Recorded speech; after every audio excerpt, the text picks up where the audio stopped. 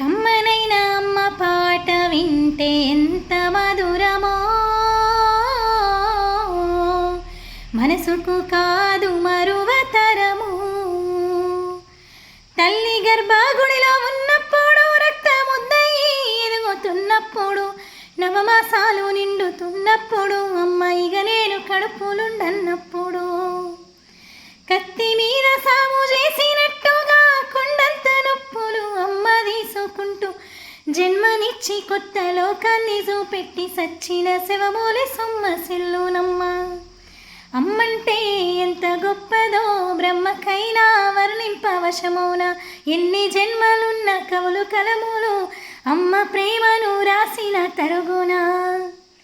కమ్మనైన అమ్మ పాట వింటే ఎంత మధురమో, మనసుకు కాదు మరు